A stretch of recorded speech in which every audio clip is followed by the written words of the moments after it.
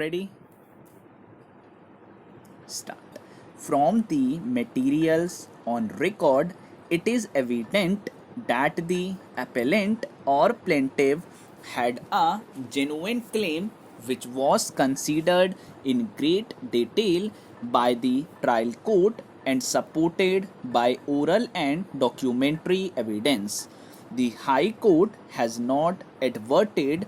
to any of the factual details or claim of the plaintiff except reversing the judgment and decree of the trial court on the principle of estoppel.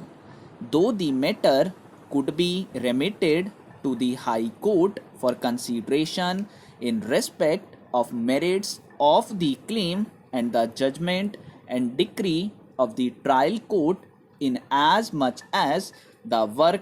had been completed in August 1973, final bill was raised on 31st March 1974. An additional claim was raised on 16th March 1976 to curtail the period of litigation. It would be appropriate that this court scrutinizes all the issues framed by the trial court, its discussion and ultimate conclusion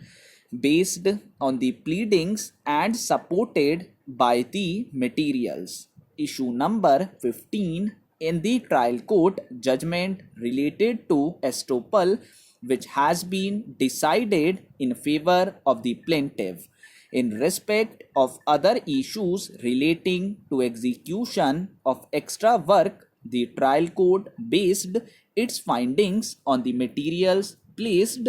accepted certain items in toto, and rejected certain claims, and ultimately rightly granted a decree for a sum of rupees 2 lakhs with proportionate cost and interest at the rate 6% per annum from the date of the suit till realization, and the plaintiff is entitled to the said amount. The impugned judgment of the High Court is set aside and the judgment and decree of the trial court restored. The issue that falls for consideration in the present appeals is whether the appellant would be entitled for refund of the tax which was paid by him to the seller in view of the provisions of section 44 of the Kerala Journal Sales Tax Act 1963.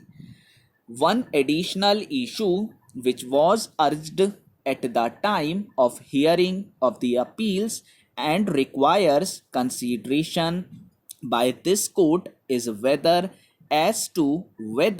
the appellant would be at all be entitled to claim the exemption under section 5 of the Central Sale Tax Act 1956, as at the time of sale the appellant could not allegedly show any evidence that it was the penultimate sale of tea. The appellants are exporters of tea. The appellant, being the exporter of the aforesaid consignment, claimed for exemption on the ground that the purchase was exempted under section 5 of the CST Act. The said claim for exemption was also found to be genuine by the assessing authority and was allowed in full. The appellant also made a claim for refund of sales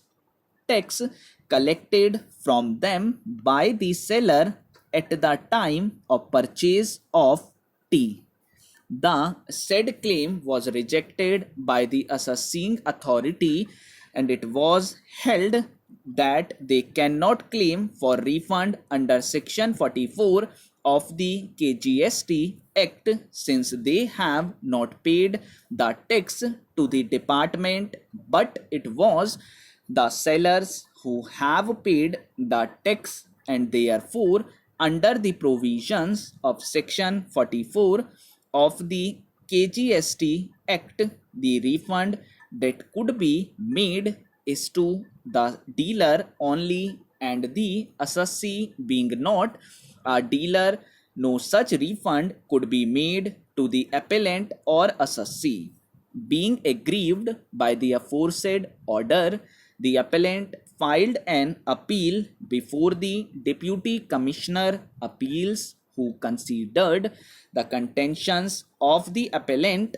and upon going through the records found that there is an observation recorded by the assessing authority that the export sales is pursuant to the prior contract or prior order of the foreign buyers, and also that export sales are supported by bill of lading, export invoices, etc. The appellate authority recorded the findings that the claim of exemption under section 5 of the CST Act is envisaged for the penalty made sales or purchase preceding the sale or purchase occasioning the export. However, with regard to the refund, it was noted that the goods purchased are taxable at the sale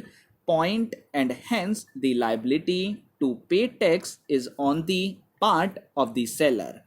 Accordingly, it was for the seller